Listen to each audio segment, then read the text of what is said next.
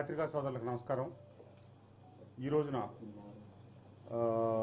గడిచిన కొన్ని రోజులుగా జరుగుతున్న పరిణామాలలో భాగంగా మైలవరం నియోజకవర్గానికి వైఎస్ఆర్ కాంగ్రెస్ పార్టీ తరఫున ముఖ్యమంత్రి గారు కొత్త సమన్వయకర్తని నిర్ణయించి ప్రకటించినందున శ్రేణులు గత 6 సంవత్సరాల నుంచి నాతో పాటు పనిచేసిన వాళ్ళు ఈరోజు మన ఎమ్మెల్యే గారి భవిష్యత్తు ఏంటి అని చెప్పి వాళ్ళు ఆలోచనలో ఉన్నారు. కాబట్టి వారికి కొంత క్లారిటీ ఇవ్వడం కోసం నేను ఈరోజు ఆత్మీయ సమావేశం ఏర్పాటు చేయడం జరిగింది. ముందుగా నాకు ఈ 6 సంవత్సరాలకు సహకరించినటువంటి మైలవరం నియోజకవర్గ ప్రజానీకం మొత్తానికి కూడా నా హృదయపూర్వక ధన్యవాదాలు. అలాగే పత్రికా సోదరులు ఎవరైతే ఈ నియోజకవర్గంలో జరుగుతున్నటువంటి కొన్ని సంఘటనల్ని యథాతథంగా ఎప్పటికప్పటికి ప్రజల దృష్టికి తీసుకెళ్తా ఉన్నారో ఆ పత్రికా సోదరులందరికీ కూడా నా ధన్యవాదాలు. నేను క్రమశిక్షణ కలిగినటువంటి ఒక నాయకుడిగా గడిచిన 6 సంవత్సరాలుగా వైఎస్ఆర్ కాంగ్రెస్ పార్టీలో పనిచేస్తూ నేను రోజు ఇక్కడ ఐతవారం నుంచి బయలుదేరి మైలవరం ఎట్లా వెళ్తానో మైలవరం నుంచి పెడనెళ్ళే నాయకుడు నన్ను అక్కడ గడిచిన 2.5 సంవత్సరాల నుంచి ఇబ్బందులు పెడతా ఉంటే అది నిరంతరం నేను పార్టీ దృష్టిలో పెడతా ఉన్నాను. పత్రికల్లో వస్తూ ఉంది, మీడియాలో అన్ని రకాలుగా సోషల్ మీడియాలో కూడా వస్తూ ఉంది. కానీ అధిష్టానం ఏ రకమైనటువంటి చర్యలు చేపట్టకపోగా వాటి మీద సాచివేత ధోరణి కాలయాపన చేస్తా సరైన ఏ చర్య తీసుకున్నందువల్ల నేను గత కొంతకాలం నుంచి స్తబ్దతగా ఉండటం జరిగింది. నేను రాష్ట్రంలో అందరి సంగతి నాకు తెలియదు, కానీ కోవిడ్ టైంలో కూడా నా నియోజకవర్గంలో నుండి నా ఇంట్లో వృద్ధాప్యంలో ఉన్నటువంటి నా తల్లిదండ్రులు ఉంటే కూడా నేను భయపడకుండా లాక్డౌన్ పీరియడ్ అన్ని రోజులు నేను నియోజకవర్గంలో ప్రజలతో కలిసి పనిచేస్తా పార్టీ పటిష్టత కోసం. అట్లాగే స్థానిక సంస్థల ఎన్నికల్లో పార్టీ అభ్యర్థులు ఏనాటి నుంచో నమ్ముకున్న వాళ్ళందరినీ గెలిపించేదానికోసం నేను భుజస్కంధాల మీద ఎత్తుకొని వాళ్ళందరినీ గెలిపిస్తా ముందుకెళ్తే, రెండో పక్క నా వెనక గోతులు దవ్వుతూ నియోజకవర్గంలో పార్టీని అస్థిరపరుస్తూ ఉద్దేశపూర్వకంగా గ్రూపులు ఏర్పాటు చేసి ఒక పక్క నా ప్రత్యర్థి దేవినేని ఉమామహేశ్వర గారు నిరంతరం నా మీద దాడి చేస్తూ నన్ను ఇబ్బంది పెడతా ఉంటే అతనితో కలిసి కొంతమంది ఉన్నవి లేనివి అపోహలని సృష్టించి నన్ను ఇబ్బంది పెడతా ఉన్నారు. నేను వీటీపీఎస్ బూడిద వ్యవహారం కావచ్చు, కొత్తూరు తాడేపల్లి పరిసర ప్రాంతాల్లో జరుగుతున్నటువంటి మట్టి వ్యవహారం కావచ్చు, సీఎంఓ దృష్టి తీసుకెళ్లాను. నేను అటు కలెక్టర్ గారికి కంప్లైంట్లు పెట్టాను. నా ప్రమేయం లేకుండానే గడిచిన 2 సంవత్సరాల్లో కొత్తూరు తాడేపల్లి నుంచి దాదాపుగా 1,00,000 లారీల పైచిలకు మట్టి తరలిపోతా ఉంది. రోజు దాంట్లో వాస్తవం ప్రతిపక్ష నాయకులకు తెలుసు, కానీ కావాలని నా మీదే బురద జల్తా నిందలు మోపుతా నడుస్తూ వచ్చారు. నేషనల్ గ్రీన్ ట్రిబ్యునల్ 3 సార్లు ఇస్తే కూడా అక్కడ వాళ్ళకి సహకరించకుండా వాళ్ళని ఇబ్బందులు పెడతా నిజాలు నిగ్గుదేల్చకుండా ఉంటే నేను ఇసుక పాలసీ పెట్టినప్పుడు ముఖ్యమంత్రి గారిని స్వయంగా కలిసి చెప్పారు, అన్న మనం తీసుకొచ్చిన ఈ ఇసుక పాలసీలో చాలా ఇబ్బందికరమైన పరిస్థితులు ఉన్నాయి. ఎందుకంటే మిగతా ప్రాంతాల సంగతి తెలియదు, నా నియోజకవర్గానికి వచ్చేటప్పటికి కృష్ణానది పరివాహక ప్రాంతం ఏట్లో ఊర్లో ఏరులాగా కలగలిసిపోయి ఉన్నటువంటి గ్రామాలు చాలా ఉన్నాయి. వాళ్ళు డీడీలు తీసుకొని డీడీలు సమర్పించి ఇసుక ఎక్కడో స్టాక్ పాయింట్ నుంచి తెచ్చుకోవాలంటే అది అయ్యే పని కాదన్నా అంటే ఆయన వెంటనే ఏం చెప్పారంటే, నేను ఒక నిర్ణయం తీసుకున్నాను, మీరందరూ దానికి కట్టుబడి ఉండండి, అక్కడ జాగ్రత్తగా చేపించండి, కొద్ది రోజుల తర్వాత అదే కుదురుకుంటుంది, అదే సర్దుకుంటుంది అని చెప్పారు. కానీ వారు తీసుకున్న ఆ నిర్ణయం వల్ల రాష్ట్రంలో ఉన్నటువంటి పేద ప్రజల బడుగు ప్రజల మీద చాలా భారం పట్టడం, చాలా అవస్థ పట్టడం, వాళ్ళకి సకాలంలో ఇసుక లభ్యత కానందువల్ల అట్లాగే ప్రతిపక్షాలు నిరంతరం ప్రభుత్వాన్ని స్థానికంగా ఉండేటువంటి శాసనసభ్యుల్ని విమర్శించేదానికి ఆస్కారం కల్పించేటువంటి విధానాన్ని తీసుకొచ్చింది ముఖ్యమంత్రి గారే. దాంట్లో శాసనసభ్యులు అయితే మేము 151 మంది ఉండొచ్చాము, కానీ కౌరవులు 101 మంది ఉంటే మేము దానికంటే అదనంగా ఇంకొక 50 మంది ఉన్నాం. కానీ దాంట్లో మా పాత్ర ఏముంది? ఈ రోజున మంచి చేస్తే పాండవులం అవుతాం, చెడు చేస్తే కౌరవులం అవుతాం. రాష్ట్రంలో ఈ రోజున సీట్లు వాళ్ళ స్థానాలు చాలామందికి ట్రాన్స్ఫర్లు అయినాయి, చాలామందికి తీసేశారు. కానీ నాకు పిలిచి స్వయంగా ముఖ్యమంత్రి గారే నువ్వే మైలవరం నుంచి పోటీ చేస్తామంటే కూడా నేను పోటీ చేయడానికి ఇష్టపడకపోవడానికి ప్రధానమైన కారణాలు ఏంటంటే రాజధాని మార్పు. రాజధాని ఇక్కడే ఉంటుంది అని రాజశేఖర రెడ్డి గారు మాట తప్పరు మడమ తిప్పరు వ్యక్తి కాబట్టి జగన్మోహన్ రెడ్డి గారు కూడా మాట తప్పరు మడమ తిప్పరు అని చెప్పి నేను భావించాను. ఎన్నికల ముందు ఎన్నికల పార్టీలో చేరేటప్పుడు వారిని అడిగాను, రాజధాని ఇక్కడే ఉంటుంది, అందుకే నేను ఇల్లు కడుతున్నాను, ఆఫీస్ కడుతున్నాను. నన్ను విమర్శించే వాళ్ళకి ఇక్కడ ఇల్లు లేదు, ఆఫీస్ లేదు.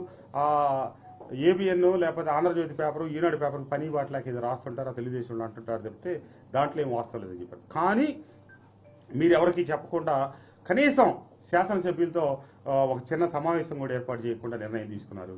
అట్లాగే తెలుగుదేశం ప్రభుత్వంలో ప్రజలకు ఉచితంగా ఇసుకిస్తున్నారు అనే దాన్ని దృష్టిలో పెట్టుకొని మనం కాదు డబ్బులకే ఇసుక అమ్మాలని ఒక నిర్ణయం తీసుకోవటం, దానికి 6 మాసాల పాటు ఆపటం, దాని మీద ఆధారపడిన భవన నిర్మాణ కార్మికులు కావచ్చు, ఇతర కార్మికులు, లేకపోతే బిల్డర్స్, ఇట్లా చాలా వర్గాలు అవస్థలు ఇబ్బందులు పాలయ్యారు. అట్లాగే మద్యం పాలసీలో కూడా ఎన్నో లోటుపాట్లు ఉన్నాయి. ఇవన్నీ మనం పేదలకు పట్టాలు ఇచ్చాం, ఆ పట్టాలు ఇచ్చిన భూములు మెరక చేస్తే ఈ రోజు వరకు వాటికి బిల్లులు రాలేదు. అట్లాగే మన యువక కొన్ని రోడ్లు డ్రైన్లు ఎప్పుడో అధికారంలోకి వచ్చిన సంవత్సరానికి ఇస్తే ఈ రోజుకి కార్యకర్తలతో పనిచేయించాం. వాటికి ఎవరు కాంట్రాక్టులు తీసుకురాం కదా. ఏ గ్రామ నాయకులు, ఏ గ్రామ కార్యకర్తలు ఉంటే వాళ్ళకే ఇచ్చి వాళ్ళకి తద్వారా ఒకరు పనులు చేసినట్టే కాకుండా గ్రామ అభివృద్ధితో పాటు ₹1 డబ్బులు మిగులుతాయి అని చెప్పి వాళ్ళకి అవకాశం కల్పిస్తే ఆ బిల్లులు రాక వాళ్ళంతా 2.5-3 సంవత్సరాల పాటు నానా అవస్థలు పడి ఈ రోజు కూడా వాళ్ళు కుయ్యోముర్రో అని బాధపడతా ఉన్నటువంటి పరిస్థితి. మరి ఈ పరిస్థితుల్లో మనం మాట తప్పాము, మడమ తిప్పాము. మరి ప్రజల దగ్గరికి వెళ్ళి ప్రజలు మనం ఈ సంక్షేమ పథకాలు ఇస్తున్నామని చెప్తే ఎవరు అడిగారు మిమ్మల్ని ఈ సంక్షేమ పథకాలు? మీరు ఇస్తున్నారు కాబట్టి మేము తీసుకుంటున్నాం. మా ఇంటి ముందు రోడ్డు కావాలి, మా ఇంటి ముందు డ్రైన్ కావాలి. ఇటీవలే నేను నా చివరి కార్యక్రమం మూలపాడులో చేస్తే ఎక్కడైతే ఆ త్రిలోచనాపురంలో ఉన్నటువంటి ఆ కాలనీలో ఉన్న రోడ్లు మొత్తం నేను శాసనసభ్యుడిని అయ్యాక ఇస్తాం. ఆ బస్తీకి సంబంధించిన రోడ్లు మొత్తం 12 రోడ్లు 13 రోడ్లు మొత్తం నేను శాసనసభ్యుడిని అయ్యాక ఇస్తాం. కానీ వాళ్ళు మాకు డ్రైన్లు ఎందుకు నిర్మించడం అని చెప్పి అడుగుతూ వచ్చారు.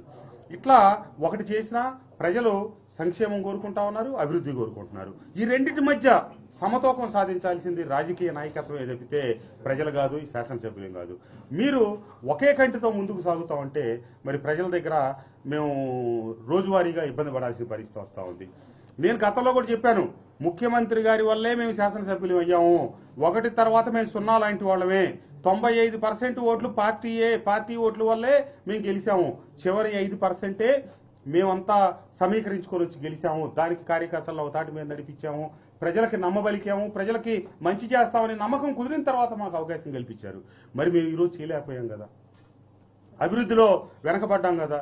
జీకొండూరు నుంచి గంగినేనికి రోడ్డు ఆ కాంట్రాక్టర్ని కాళ్ళ ఏళ్లబడి బతిలాడి తీసుకొచ్చి ఇది చేపిస్తే అతను ఈరోజు 9 కోట్ల రూపాయలు విలువైన వరకు 33 కోట్ల రూపాయల పనిగాని చేస్తే మనం ₹1 బిల్లు లేకపోయాం. ఎన్నిసార్లు తిరిగినా దాని మీద నేను ఫలితం తీసుకురాలేకపోయాను. ఆ కాంట్రాక్టర్ అంతవరకు పనిచేసి ఒక 130 కలవట్లు ఉంటే దాదాపు 120 కలవట్లు పూర్తి చేశాడు. 4 ఎన్నో బ్రిడ్జిలు ఉంటూ 2 పూర్తి చేసి 2 ఆగిపోయి ఈ రోజు ఇంకా పెనం మీద నుంచి పొయ్యిలో పడ్డట్టయింది పరిస్థితి.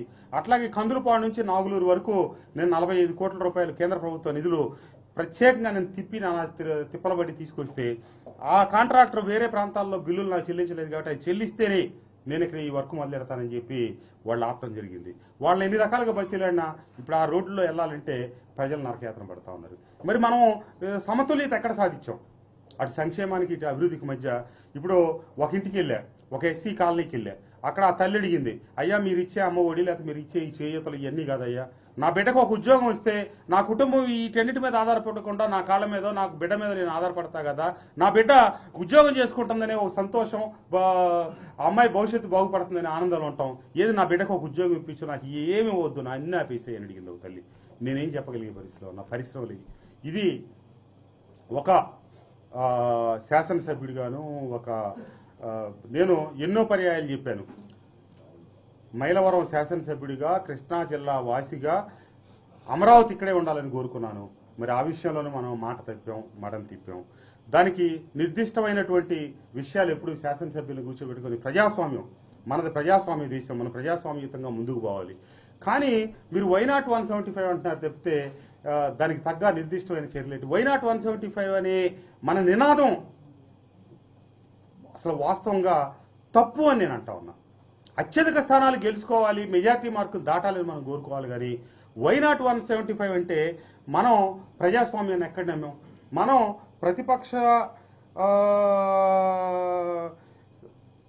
ప్రతిపక్షాలకి స్థానమే లేకుండా చేయాలనుకుంటే మరి 151 ఇస్తేనే మనం ఇన్ని చర్యలు చేపట్టాం. మరి 175 ఇస్తే మన పరిస్థితి ఏమవుతుంది, రేపు ఈ రాష్ట్రం పరిస్థితి ఏమవుద్ది, ప్రజల పరిస్థితి ఏమవుద్ది? మనం రాజశేఖర రెడ్డి గారు కూడా ఆ రోజు కుప్పంలో ప్రతిపక్ష నాయకుడు గెలవకూడదు, లేకపోతే ఇంకో చోట చిరంజీవి గారు గెలవకూడదు అనుకోవాలా. నా కాంగ్రెస్ పార్టీ గెలవాలనుకున్నారు తప్పితే ఆయన ఆ రోజున వై నాట్ 294 అని నినాదం రాజశేఖర రెడ్డి గారు వల్ల. రాజశేఖర రెడ్డి గారు ఆ రోజు 294 నియోజకవర్గాలు ఉన్న అతిపెద్ద ఉమ్మడి ఆంధ్రప్రదేశ్ ఉన్నప్పటికీ శాసనసభ్యులకి సమగౌరవం ఇచ్చారు, వాళ్ళకి సమయం ఇచ్చారు, వాళ్ళ సమస్యలు విన్నారు. నేను ఆ రోజున నందిగామ నియోజకవర్గ ఇన్ఛార్జిగా ఉన్నప్పటికీ ఈ ప్రాంత సమస్యల కోసం వారి దగ్గరికి ఎన్ని పర్యాయాలు వెళ్ళినప్పటికి కూడా మాకు ఆయన ఇంటి గేట్లు బార్లా తెరిచి ఉండేవి. కానీ నేను ఒక శాసనసభ్యుడిని కూడా ముఖ్యమంత్రి గారిని 4 పర్యాయాలు కలవటమే గగనమైనటువంటి పరిస్థితి. బయట ఎక్కడో కార్యక్రమాల్లోనో, వివాహాల్లోనో, లేకపోతే ప్రభుత్వ కార్యక్రమాలు చేసినప్పుడు ఆ వేదికల మీద వేదికను పంచుకోవడం తప్పితే వ్యక్తిగతంగా ముఖ్యమంత్రి గారిని 5 సంవత్సరాల కాలంలో 4 సార్లు 5 సార్లు తప్పితే కలిసి ఉన్నది కూడా చెప్పుకునే అవకాశం లేని పరిస్థితి. అంతేకాకుండా సోషల్ మీడియాలో ఇక్కడ ఈ జిల్లాలో కొన్ని గ్రూపులుగా పార్టీ ఏర్పడింది. దురదృష్టం. సాంప్రదాయ రాజకీయాలకి తెరదించిన పరిస్థితి ఈ గత 5 సంవత్సరాలు బట్టి. ఎందుకంటే గడిచిన కొన్ని దశాబ్దాలుగా ప్రతి జిల్లాలో ఒక అవగాహన, ఒక అంచనా ఉంటుంది, ఎవరికి ఏం వస్తాయి, ఎవరికి ఏం జరుగుతుందని. వాటన్నిటికీ భిన్నంగా సీనియర్ శాసనసభ్యులైనటువంటి పార్థసారథి గారిని పక్కన పెట్టడం, స్థాయి లేని వాళ్ళకో లేకపోతే అర్హత లేని వాళ్ళకో తీసుకొచ్చి ఈ రోజున మంత్రి పదవులు కట్టబెట్టడం, వాళ్ళ ద్వారా ఈరోజు జిల్లా పార్టీ మొత్తం నిర్వీర్యం కావటం. మంత్రి పదవులు ఇస్తే ఆ మంత్రి పదవులు తీసుకున్న వాళ్ళు అందరినీ కలుపుకొని అన్ని నియోజకవర్గాల్లో పార్టీని బలోపేతం చేసుకుంటూ ముందుకు సాగాల్సిన వ్యక్తులు పార్టీని నిర్వీర్యం చేసుకుంటా, పార్టీని బలహీనపరుచుకుంటా, గ్రూపులు పెంచి పోషిస్తూ ఉంటే పైనుంచి వాళ్ళు ప్రేక్షక పాత్ర పోషించారే తప్పితే నిర్దిష్టమైన చర్యలు తీసుకోలేకపోవడం దురదృష్టం. అట్లాగే 2 సంవత్సరాల ముందు నుంచే ఏ రకమైనటువంటి వ్యవహారం లేకుండా ఒక పనిగా పెట్టుకొని శారద గారు ఉండడు, వెళ్ళిపోతాడు, కృష్ణప్రసాద్ పోటీ చేయడు, నేను వెళ్ళిపోతానని కాదు పోటీ చేయడు అనే రకమైనటువంటి ప్రచారాలు ఉద్దేశపూర్వకంగా ఈ జిల్లాలో వర్గాలు గ్రూపులుగా ఏర్పడిన వాళ్లే బయటికి తీసి ఆ పరిస్థితి అటు శారద గారికి గెలిపించారు.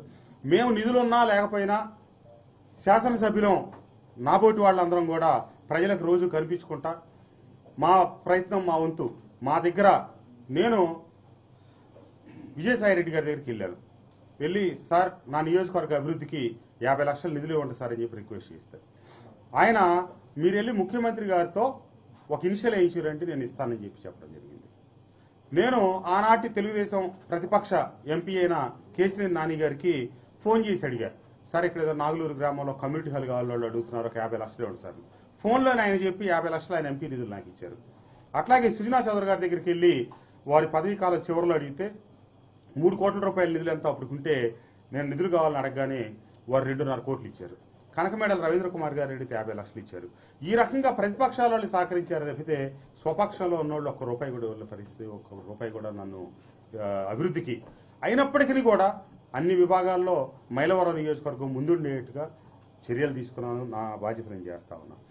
నేను శాసనసభ్యుడిని అయిన తర్వాత తొలినాళ్లలో నాకు ఒక ఇండస్ట్రీ కూడా ఉంది కాబట్టి నా స్పిన్నింగ్ ఇండస్ట్రీ, దానికి సంబంధించిన ఇన్సెంటివ్స్ లేక రాక ఆ పరిశ్రమకి, స్పిన్నింగ్ పరిశ్రమకి ఆ పరిశ్రమలన్నీ కుదేలవుతూ ఉంటే ఆ పరిశ్రమ నుంచి శాసనసభలో అడుగుపెట్టిన నన్ను అక్కడ స్పిన్నింగ్ మిల్స్ అసోసియేషన్ వాళ్ళు ముఖ్యమంత్రి గారిని అడిగి నిధులు విడుదల చేయించమని చెప్పి అడిగితే నేను ముఖ్యమంత్రి గారికి వినతి పత్రాలు ఇచ్చాను. ఇట్లా నిధులు విడుదల చేయించండి, ఈ ఇండస్ట్రీ బాగాలేదు, పరిశ్రమలన్నీ దెబ్బతింటా ఉన్నాయి, పరిశ్రమలో మూతపడే స్థితి వచ్చింది అని. అంటే ఒక 4 మాసాలు టైం ఇవ్వండి, 4 మాసాల తర్వాత విడుదల చేద్దాం అన్నారు. 4 మాసాలు సంవత్సరం అయింది, సంవత్సరం 2 సంవత్సరాలు అయింది, 3 సంవత్సరాలు అయింది. 4 సంవత్సరాలు అయిన తర్వాత నిధులకు ఇబ్బంది ఉంది, నిధులు విడుదల చేయలేము, ముందేమో క్యాలెండర్లో పెడతాం, క్యాలెండర్ ప్రకారం చేస్తా ఉన్నారు, తర్వాతకి విడుదల చేయలేము, నిధులు లేవు అని చెప్పి చెప్పడం జరిగింది. ఈ లోపల రాజశేఖర రెడ్డి గారి చేత్తో 2005-10 ఇండస్ట్రియల్ పాలసీలో భాగంగా ఎన్నో పరిశ్రమలు మన ఆంధ్ర రాష్ట్రంలో నెలకొల్పి వాటికి మనం ఇచ్చిన పాలసీలో భాగంగా ఎన్నో ప్రోత్సాహకాలు ఇస్తామని చెప్పి ఆ తర్వాత ఇచ్చిన ప్రభుత్వం కూడా వాటిని కొనసాగిస్తే మనం అధికారంలోకి వచ్చాక వాళ్ళు ఎవరికి ఇవ్వాల. సరే 4 సంవత్సరాల తర్వాత గడిచిన తర్వాత ఏమన్నారంటే అందరికీ ఇవ్వలేము కానీ శాసనసభ్యులుగా ఉన్నటువంటి మీ 3కి సంబంధించిన క్లియర్ చేస్తాం. ఒకటి గుంటూరు పశ్చిమ నియోజకవర్గానికి సంబంధించిన మద్దాలి గిరిగారికి, 2 పెడన శాసనసభ్యులు జోగి రమేష్ గారికి సంబంధించి, 3 నాకు సంబంధించి ఇస్తామని చెప్పారు. సరే అని చెప్పి ఆ తర్వాత అందరికీ ఇండస్ట్రీకి ఉపయోగం మా ముగ్గురికి ఇస్తామని చెప్పటం, ఆ మేరకు పలు పర్యాయాలు మేము ముగ్గురం కలిసి సీఎంఓకి తిరగటం, ఆ తర్వాత ఆగస్టులో గిరిగారికి సంబంధించిన పరిశ్రమకు నిధులు విడుదల చేయటం, అట్లాగే సెప్టెంబర్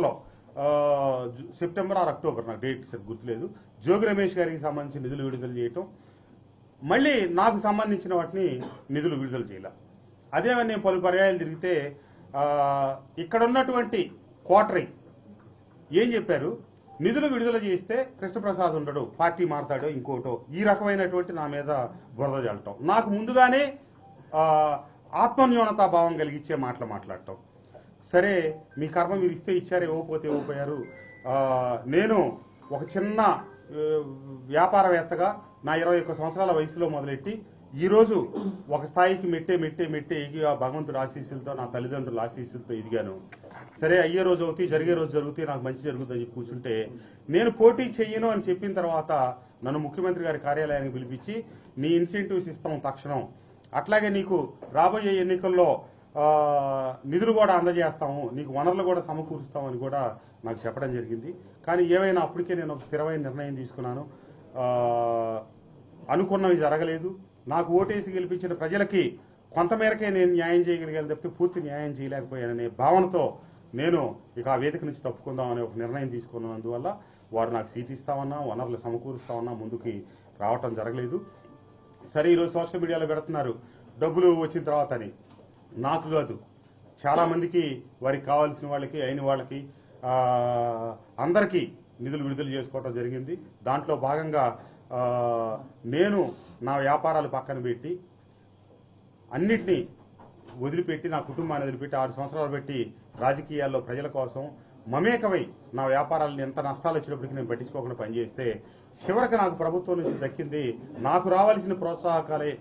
నాకు వస్తే 31 కోటికి కానీ 25 కోట్లున్నర ఎంతో వస్తే దాన్ని కూడా వీళ్ళు నాకేదో ఆపాదించి నా మీద బురద జల్లాలని ప్రయత్నిస్తా ఉన్నారు. ఈ రోజున రేపు రాబోయే సార్వత్రిక ఎన్నికల్లో ఏ పార్టీ అయినా అధికారంలోకి రావచ్చు, కానీ నేనున్న పార్టీ వైనాట్ 175 అని మాట్లాడుతూ ఉంది. మరి నేను భయపడేవాడిని అయితే, నేను తప్పు చేసేవాడిని అయితే వైనాట్ 175 అనే పార్టీలోనే అధికారం ఉంది కాబట్టి అక్కడే కొనసాగాలి. నేను అధికారం కోసమో, పదవుల కోసమో, వేటి కోసమో ఏ వేదికలు మార్చాల్సిన అవసరం లేదు. నా మనసు గాయపడ్డది. ముఖ్యమంత్రి గారు రాజశేఖర రెడ్డి గారు మా ఇంటికి వచ్చి ఈ ఇంట్లోనే ఒకరోజు బస చేసి ఆయన భోజనం చేసి వెళ్ళారు. ఆ రోజు నా పిల్లలు, చిన్న పిల్లలు, ఈరోజు ఒక పాపకు పెళ్లి అయింది, ఇంకొక 2 పిల్లలు చదువులు చివరి దశలోకి వచ్చే వయసుకి ఎదిగారు. అప్పటి నుంచి కూడా నేను ఆ కుటుంబంతోనే పనిచేశాను. కానీ ఆ రాజశేఖర రెడ్డి గారి లాగా మాట తప్పను, మడమ తిప్పను అనే మాటలకి ఇప్పుడున్నటువంటి ప్రీతమ జగన్మోహన్ రెడ్డి గారికి సంబంధం లేదు.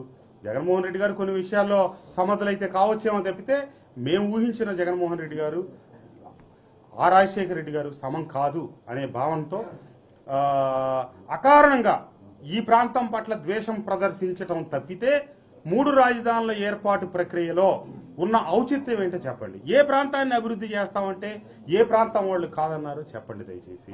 అవన్నీ వదిలేసి వ్యక్తిత్వ హననం, సొంత చెల్లి దగ్గర నుంచి సొంత బాబాయ్ దాకా కూడా ఏ విషయాన్ని కూడా ప్రజాస్వామ్య హితంగా మనం వదిలిపెట్టకుండా మన కాదన్న వాళ్ళ మీద కక్షలు, కార్పణ్యాలు, వాళ్ళ మీద కొట్లాట్లు, తగువులు, సాక్షాత్తు ఈ రాష్ట్రంలో అత్యంత సీనియర్ నాయకులైనటువంటి నీ తండ్రి తర్వాత నీ తండ్రి సమకాలీకులైనటువంటి మాజీ ముఖ్యమంత్రి గారి ఇంటి మీద గొడవలకు వెళ్ళటం దగ్గర నుంచి, వాళ్ళ కార్యాలయాలు పాలగొట్టే దగ్గర నుంచి ఈ విషయాలన్నీ చేపిస్తా, మీరు చూస్తా. ఈరోజు మీ చెల్లి మీద కూడా అందరూ దాడి చేస్తారు. అమ్మాయి షర్మిలమ్మ ఏ వేదిక మీద నుంచి అయినా ఉండొచ్చు, కానీ ఆ అమ్మాయి బాగా చేయాలని ఆమె చెప్పుకుంటా ఉంది.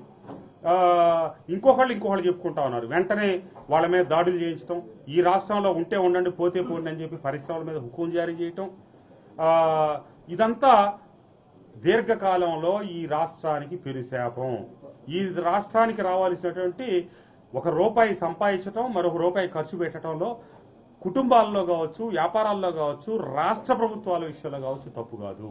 కానీ మనం ఆదాయ సముపార్జన చేయకుండా అప్పులు తెచ్చి కేవలం సంక్షేమాన్ని ముందుకు కొనసాగిస్తే రేపుటి రాష్ట్ర భవిష్యత్తు ఏంటి, రాష్ట్రంలో ఉన్నటువంటి పేదల బిడ్డలు ఆ రాజశేఖర రెడ్డి గారి హయాంలో కావచ్చు, తర్వాత ప్రభుత్వాల్లో కావచ్చు, ఇచ్చి ఫీజు రీఎంబర్స్మెంట్ల ద్వారా చదివిస్తే చదువుకున్న బిడ్డలు రేపు వాళ్ళ భవిష్యత్తు ఏంటి, వాళ్ళు ఈ రాష్ట్రంలో ఉండకుండా పొరుగు రాష్ట్రాలకు వలసపోవటమే తప్పితే ఈ రాష్ట్రంలో ఆ తల్లిదండ్రులతో కలిపి ఉద్యోగాలు చేసుకునే పరిస్థితి ఈ రాష్ట్రానికి ఉందా, రాబోయే రోజుల్లో వస్తుందా అనే భయంతో ఈ నిర్ణయం తీసుకోవడం జరిగింది. ఇప్పటిదాకా నేను ఆ పక్షాన ఉన్నా కాబట్టి నేను కడిగిన ముత్యాన్ని, లేకపోతే అందరికీ మంచివాడిని. ఇక ఈ రోజు నుంచి మొదలెట్టి నా మీద మీడియాలో కావచ్చు, సోషల్ మీడియాలో కావచ్చు, నా వ్యక్తిత్వాన్ని హరించే విధంగా ఎన్నో రకాల గతంలో మాట్లాడిన స్టేట్మెంట్లని ఇంకొక వాటిని అనుకరించి మిక్స్ చేసి చాలా గ్రాఫిక్స్ కథనాలు రేపటి నుంచి వండి వార్చబోతా ఉన్నారు. వీటికి ఎందుకంటే గడిచిన 5 సంవత్సరాల నుంచి మీ నాయకత్వంలో జరుగుతున్నటువంటి పరిణామాలని గమనించా కాబట్టి నా మనసుని గట్టిపరుచుకున్నాను, నా గుండెల్లో ఆత్మస్థైర్యాన్ని నింపుకున్నాను. నేను నమ్మిన ప్రజలు నా వెనక అండగా ఉంటారనే ఒక భరోసాతో నా రాబోయే రోజులో నేను ఏ వేదికను తీసుకొని రాజకీయాల్లో కొనసాగుతాననే విషయాన్ని అతి త్వరలో నేను ఆలోచించుకొని మీ అందరికి తెలియపరుస్తానని చెప్పి ఈరోజు పత్రికా సోదరులందరికీ తెలియజేస్తూ ఈ కార్యక్రమానికి వచ్చిన మీ అందరికీ నా హృదయపూర్వక ధన్యవాదాలు, నమస్కారాలు. నేను ప్రత్యేకమైనటువంటి రాజీనామా నేనేం చేయలేదు, కానీ త్వరలో ఫార్మాలిటీ ఏదంతా తప్పకుండా ఆ పని కూడా పూర్తి చేస్తారు. 2 రోజుల నుంచి మీ అనుచరులు కార్యకర్తలతో సమావేశం జరుగుతున్నారు. ఎక్కడ కూడా మీ అంతరంగాన్ని బయటపెట్టడం, అసలు ఏ పార్టీలో చేరాలనుకున్నారు, ఎక్కడి నుంచి పోటీ చేయాలనుకుంటున్నారు? అది ఇంకా పూర్తిగా నిర్ణయం తీసుకోలేదు. నాకు మిత్రులు కాంగ్రెస్ పార్టీ ఇప్పుడు చేరినటువంటి నాయకులు మంగళగిరి శాసనసభ్యులు రామకృష్ణారెడ్డి గారు ఫోన్ చేశారు. మీరు కాంగ్రెస్ పార్టీలోకి రండి, మనం కలిసి ప్రయాణం చేద్దామని చెప్పి ఆయన అడిగారు. అట్లాగే బీజేపీ నుంచి అడిగారు, అలాగే తెలుగుదేశం పార్టీ నుంచి అడిగారు, అలాగే జనసేన వారు కూడా అడుగున్నారు. ఏదైనటువంటిది నేను కొంత మిత్రులతో, కొంతమంది సన్నిహితులతో సంప్రదించి ఒక నిర్ణయం తీసుకొని మీ అందరికి తెలియజేస్తా. ఈ రోజు వరకు అయితే నేను నిర్ణయం తీసుకోవాలి. మీరు పార్టీలో చేరకముందే తెలుగుదేశం పార్టీలో దేవినేనమ్మా మిమ్మల్ని పూర్తి స్థాయిలో నేను విమర్శలు చేశారు, ఎలా చూస్తారు? అది వారి విజ్ఞతకే వదిలేస్తా ఉన్నాను. ఇదే కాదు, గతంలో కూడా చాలా విమర్శలు చేశారు వారు. నేను ఇంతకుముందే చెప్పాను, సత్యమేవ జయతే. కాలమే చాలా సమస్యలకి, చాలా విషయాలకి సమాధానం చెబుతుంది, వాటికి పరిష్కారం కూడా చూపుతుంది. దేవినేని ఉమామహేశ్వరరావు గారు చేసినటువంటి విమర్శలన్నిటికీ ఖచ్చితంగా కాలమే సమాధానం చెబుతుంది. ఇప్పుడు VTPS బూడిద విషయం దగ్గర నుంచి కొత్తూరు తాడేపల్లి మట్టి వరకు మా పార్టీలో వాళ్ళని ఇబ్బంది పెట్టిన వాళ్ళే, ఉమామహేశ్వరరావు గారు ఇబ్బంది పెట్టిన వాళ్ళే. నేను ఇప్పుడు ఏం చెప్తా ఉన్నానంటే, ఇప్పటికైనా ముఖ్యమంత్రి గారు దయచేసి కొత్తూరు తాడేపల్లిలో ఉన్నటువంటి మట్టి మొత్తం ఎవరు తవ్వారు, ఎవరు ప్రోద్బలంతో జరిగింది, ఎవరు మిషన్లు ఈరోజు కూడా పనిచేస్తున్నాయి, పెడనకి సంబంధించినటువంటి అజయ్ అనే వ్యక్తికి ఇక్కడ ఎవరు కాంట్రాక్ట్లు ఇచ్చారు, అట్లాగే VTPS లో అనాదిగా 3 విధాలుగా బూడిద బయటికి వెళ్తుంది. ఒకటి, ప్లాంట్ లోపల ఉన్నటువంటి డ్రై యాష్ ట్యాంకర్లు నేరుగా నింపుతారు, అది వెళ్తుంది. 2, కేంద్ర ప్రభుత్వ పర్యావరణ శాఖ వారి సూచనల మేరకు రోడ్లు, ప్రభుత్వ నిర్మాణాలకు సంబంధించిన వాటికి యాష్ కొంత పాండ్ నుంచి వెళ్ళటం, అట్లాగే స్థానికంగా ఎఫెక్టెడ్ విలేజెస్ సంబంధించిన లారీల వాళ్ళకి సంబంధించిన వాళ్ళకి ప్రాధాన్యత ఇస్తూ వాళ్ళు ఇటుక బట్టీలకి లేకపోతే ఇతరత్ర వాటికి అమ్ముకోవడానికి కల్పించేటట్టుగా 2 రకాల లోడింగ్ జరుగుతాయి. కానీ 3వ రకమైనటువంటి విధానం, డబ్బులు తీసుకొని లోడింగ్ పెట్టే సిస్టమ్ గత సంవత్సరం బట్టి అక్కడ జరుగుతూ ఉంది. ప్రతిపక్షం వాళ్ళు నాకల్లి వేలెత్తి చూపిస్తున్నా, అక్కడ వాస్తవం ఏంటో అక్కడ ఉన్నటువంటి VTPS ఆ బూడిద తీసుకెళ్లే లారీ ఆపరేటర్స్ అసోసియేషన్ వాళ్ళకి తెలుసు, ఆ లారీ ఆపరేటర్స్ తెలుసు, అక్కడ ఉన్నటువంటి అందరికీ తెలుసు. కానీ ఉద్దేశపూర్వకంగా అటు వాళ్ళు దొంగలు ఊళ్ళు పంచుకున్నట్టు వాటాలు పంచుకొని నాకల్లి వేలెత్తి చూపిస్తా ఉన్నారు. ఇది ఏది నిజం అనే దానికి ప్రభుత్వాన్ని నేను డిమాండ్ చేస్తా ఉన్నాను. VTPS లో డబ్బుకి మట్టి అమ్ముతున్న వాళ్ళు ఎవరు, రాజమండ్రి ప్రాంతానికి సంబంధించిన వ్యక్తులు ఇక్కడ ఎలా మిషన్లు పెట్టారు, అట్లాగే ఎక్కడో ప్రాంతానికి సంబంధించిన ఒక మంత్రి గారి తాలూకా మిషన్లు ఎక్కడి నుంచి వచ్చినాయి, స్థానికంగా ఉన్నటువంటి అసమ్మతి వర్గం మిషన్లు ఎక్కడి నుంచి వచ్చినాయి, ఎట్లా వచ్చినాయి అనే దాని దగ్గర నుంచి మొదలెట్టి కొత్తూరు తాడేపల్లిలో 1,00,000 పైచిలుకు లారీలు మట్టి వెళ్ళింది. అది వాస్తవం. 1,25,000. దాని మీద నేషనల్ గ్రీన్ ట్రిబ్యునల్ వస్తే కూడా 3 పర్యాయాలు పర్యటిస్తే కూడా, సామాజిక కార్యకర్తలు పోరాటం చేస్తే కూడా, స్థానిక శాసనసభ్యుడు కలెక్టర్కి ఉత్తరం రాసి తగు చర్యలు తీసుకోండి అంటే కూడా తీసుకొని పరిస్థితులు ఎందుకు ఉత్పన్నమైనవి అనేది గ్రహించాలి దయచేసి. అట్లాగే విజయవాడ రూరల్ మండలానికి సంబంధించి గతంలో ఉన్నటువంటి వనజాక్షి తప్పితే, తర్వాత శ్రీనివాస నాయకుని తప్పితే, ఇక ఆ తర్వాత వచ్చినటువంటి ఎంఆర్ఓలందరూ కూడా నా ప్రమేయం లేకుండానే అక్కడ నేను చెప్పాను కదా, నియోజకవర్గంలో కొన్ని ప్రాంతాలకే నేను శాసనసభ్యుడిని, కొన్ని ప్రాంతాలు నా ఆధీనంలో లేవు. నేను అక్కడ ఉన్నటువంటి పరిపాలన కార్యక్రమాలు, అభివృద్ధి కార్యక్రమాల్లో నాకు సంబంధం లేని పరిస్థితులు సృష్టించారు కాబట్టి ఈ రోజున నేను ఈ నిర్ణయానికి రావటం జరిగింది. వీటన్నిటి మీద కూడా ప్రభుత్వం సమగ్ర విచారణ జరిపి వాస్తవాలు వెలికి తీయాలని చెప్పి నేను ముఖ్యమంత్రి గారికి సగౌరవంగా మనం చేస్తాం. వైసీపీలో మిమ్మల్ని ఇబ్బంది పెట్టిన వాళ్ళ పేరైతే మీరు చెప్పట్లేదు, అందరికీ తెలిసిన. ఎందుకు దానికి కారణం ఉందా స్పెసిఫిక్ గా? దానికి సీక్రెటే లేదు. ఈరోజు నేను పెంచిన మొక్క, నేను గుర్తించిన వ్యక్తి, నా కింద పనిచేసినటువంటి సోదరుడు సర్నాల తిరుపతిరావు గారిని మైలవరంలో వార్డు మెంబర్గా 2016 సర్పంచ్ ఎన్నికల్లో ఓడిపోతే నేను అతన్ని గుర్తించి అతన్ని నేనే జడ్పీటీసీ సభ్యుడిగా టికెట్ ఇచ్చి అన్ని వనరులు సమకూర్చి నేను గెలిపించాను. సరే, ఈరోజు ముఖ్యమంత్రి గారు అదే వ్యక్తిని తమ్ముడిని నియోజకవర్గ సమన్వయకర్తగా నియమించారు, సంతోషం. కానీ ఒక బలమైనటువంటి రాజకీయ కుటుంబం నుంచి వచ్చి ఏమైతే నన్ను ఇబ్బంది పెడతా ఉన్నాడో ఆ వ్యక్తి కంటే ముందుగా నేను నందిగామలో 1999లోనే రాజకీయ ఆరంగేట్రం చేసి గెలుపొందగినప్పటికీ రాజకీయాల్లో ఉన్నటువంటి నన్నే లెక్క చేయనటువంటి నన్ను ఇంతకాలం ఇబ్బంది పెట్టినటువంటి వ్యక్తి ఈరోజు పాపం ఒక చిన్న వ్యక్తి అయినటువంటి సర్నాల తిరుపతిరావుని నియోజకవర్గంలో పనిచేయనిస్తాడా? ఖర్చీఫ్ వేశారా? సహజ వనరుల మీద కన్నేశారా? ఎంతమంది దగ్గర గెలిచినా ఓడినా ఈ నియోజకవర్గం నా చేతిలో ఉంటే చాలు, ఇది నా చేతితోనే జరగాలని చెప్పి అనే విషయం వాస్తవాలు అందరికీ తెలియదా? ఆ వ్యక్తి ఎవరో మీ అందరికి తెలియదా అని చెప్పి అడుగుతాం. 1 by 1 అడగండి. ఒకటే విమర్శ ఉంది. 3.5 సంవత్సరాల పాటు కొత్తూరు తాడేపల్లి మీద గ్రానైట్ తవ్వకాలు జరిగినాయి, గ్రావెల్ తవ్వకాలు జరిగినాయి. చివరి సంవత్సరంలోనే కలెక్టర్ లెటర్ రాశారు తప్ప 3.5 సంవత్సరాలు ఎందుకు సైలెంట్ గా ఉన్నారని దాని మీద కడుపు చేయించుకుంటే కాళ్ళ మీద పడుతుంది. ఎందుకు చెప్పలేదంటే చేసేదంతా మా వాళ్లే, కానీ దొంగలు అన్నట్టుగా అందరూ మా వాళ్ళు అటు వాళ్ళు కూడా కావాలని నా కళ్ళు ఏళ్ళు చూపిస్తా ఉంటే నేను భరించలేక కొంతకాలం ఓపిక పెట్టి, అంతకుముందు 3.5 సంవత్సరాలు జరగల, ఈ చివరి 2.5 సంవత్సరాలే జరిగినాయి. జరిగినది ఎక్కువ జరిగింది చివరి 2.5 సంవత్సరాలు. అంతకుముందు ఏదో విజయవాడ చిన్న చితక దోలేవాళ్ళు జరిగేది, నడిచిపోయేది. కానీ నా ఈ మొత్తం విషయాల్లో అత్యంత బాధాకరమైన అంశం ఏంటంటే, నన్ను నా ప్రతిపక్షం కూడా విమర్శించినటువంటి కీలకమైన అంశం ఏంటంటే, నన్ను ఎవరైతే ఇబ్బంది పెట్టాడని చెప్తున్నానో మీ అందరికీ తెలిసిన వ్యక్తి ఎవరైతే ఉన్నాడో అతను ఇంటెలిజెన్స్ నివేదికలు మార్చి ముఖ్యమంత్రి గారి దగ్గర పంపించడం, ఐపాక్ నివేదికలు మార్చి ముఖ్యమంత్రి గారి దగ్గర పంపించడం, నేను మైలవరం నియోజకవర్గంలో ఉన్నటువంటి గ్రామాల్లో వైఎస్ఆర్ కాంగ్రెస్ పార్టీ నాయకులు కార్యకర్తలు ఎన్ఆర్జీఎస్ నిధులు తీసుకొచ్చి పనులు చేస్తే వాళ్ళకి బిల్లులు రాక ఆర్థికంగా అస్తవ్యస్తమైనటువంటి పరిస్థితిలో ఉన్నటువంటి వాళ్ళని ఆదుకోవటం కోసం గ్రామాల్లో ఒకనాడు నీరు చెట్టు కింద ప్రభుత్వ నిధులు వెచ్చించి చెరువులు బాగు చేస్తే అవసరం లేకుండా కార్యకర్తలే మట్టి తీసుకెళ్లి పొలాలకి రైతులకి ఉపయుక్తంగా ఉండే దానికోసం అమ్మేటట్టుగా చెరువులకు అనుమతులు ఇప్పిస్తే అక్కడ ఉన్నటువంటి ఆ గ్రామంలో పార్టీలకు అతీతంగా ట్రాక్టర్లకి మిగతా సీజన్లలో పనులు ఉంటాయి.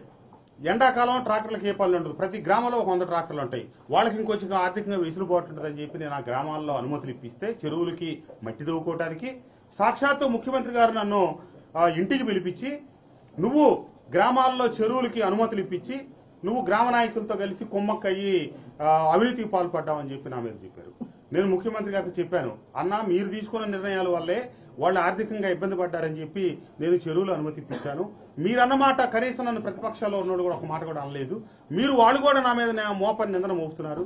నియోజకవర్గంలో ఉన్నటువంటి ప్రతి నాయకుడికి కార్యకర్తకి నేను అండగా ఉంటే వాళ్ళు నష్టపోయిన వాళ్ళని నేను ఆదుకొని నేను చేస్తా ఉంటే మీరు పట్టుకొని నన్ను ఈ మాట అన్నారని చెప్పి నేను మనస్తాపం చెందడానికి అయిన బలమైన కారణాల్లో ఆయన నన్ను నేరుగా ఒక కాగితం తీసుకొని రాసిన కాగితం ఇంటెలిజెన్స్ నివేదికలు అయితే వాళ్ళకు టైప్డ్ మ్యాటర్ ఇస్తారు.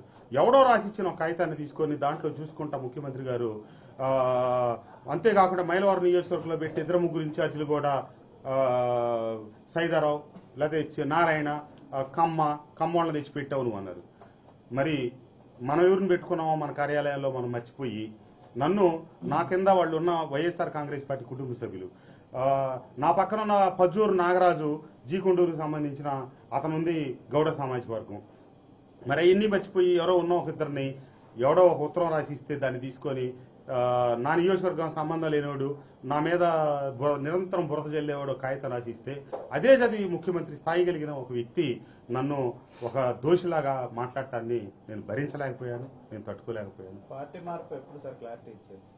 నేను నా ముందు ముఖ్యమంత్రి గారు తీసుకున్న నిర్ణయం తర్వాత 3 రకాల మార్గాలు ఉన్నాయి. 1 రాజకీయంగా సన్యాసం తీసుకొని రాజకీయాలకు దూరం అవటం. 2 ఇదే పార్టీలో ఉండి ఆయన నిర్ణయించిన వ్యక్తికి మద్దతు ఇచ్చి ముందుకు నడవటం. లేదు మరొక వేదిక తీసుకొని రాజకీయంగా నేను ముందుకు కొనసాగటం. ఈ అంశాలన్నింటినీ రాజకీయంగా సన్యాసం తీసుకోవాలనే నిర్ణయాన్ని నేను తీసుకోవట్లేదు. ఇదే వేదిక మీద ఉండి నేను అనుకున్న మేరకు అభివృద్ధి చేయక నన్ను అవమానించినటువంటి వేదిక నుంచి కొనసాగలేను కాబట్టి మరో వేదిక తీసుకోవాలనే నిర్ణయం తీసుకున్నా. అది ఏ వేదిక అనేది నేను త్వరలో నిర్ణయించుకుని మీకు తెలియపరుస్తా. రాజ్యాంగబద్ధమైనటువంటి ఆ పెద్దలు బిఆర్ అంబేద్కర్ గారు ఇచ్చినటువంటి రాజ్యాంగ హక్కులతో కొంతమంది ఎస్సీ సోదరులు ఆ రకమైనటువంటి హక్కులు కలిగిన సోదరుల్ని మీడియా సోషల్ మీడియా ముసుగులో ముందు పెట్టి నా వ్యక్తిత్వాన్ని హననం చేస్తూ నా మీద కావాలని సెలవుల పొలవలు కథలు గాయించి వాటి ద్వారా ప్రచారం చేసే వాళ్ళకి నాదొక నమస్కారం, నాదొక విన్నపం.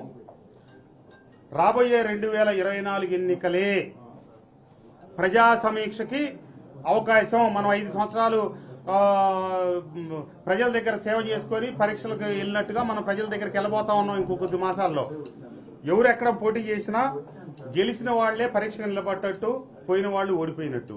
కాబట్టి రాబోయే మహాభారత సంగ్రామంలో ఎవరు పాండవులో ఎవరు కౌరవులో ప్రజల దగ్గర తీర్చుకుందాం.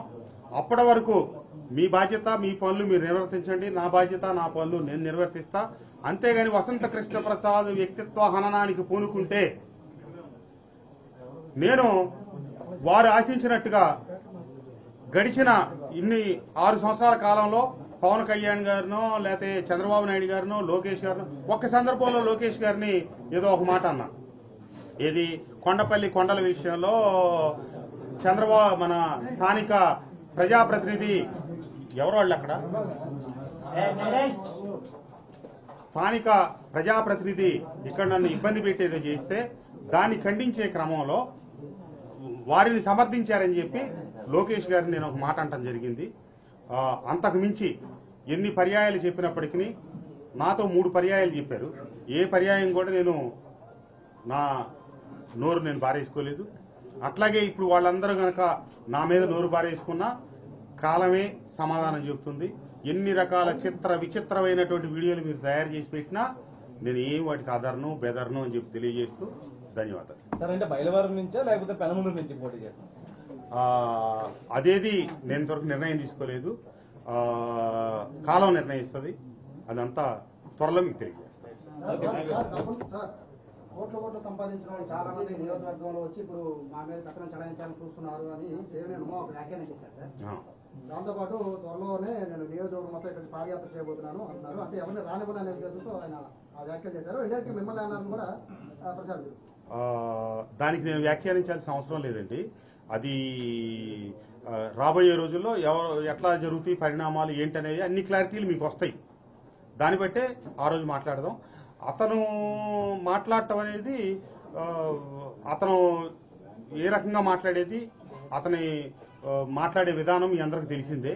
కాబట్టి దానికేం పెద్ద ఆశ్చర్యపోవాల్సిన పని లేదు. సరైన సమయంలో దానికి కూడా పూర్తిగా సరిగా సమాధానం చెప్తాను.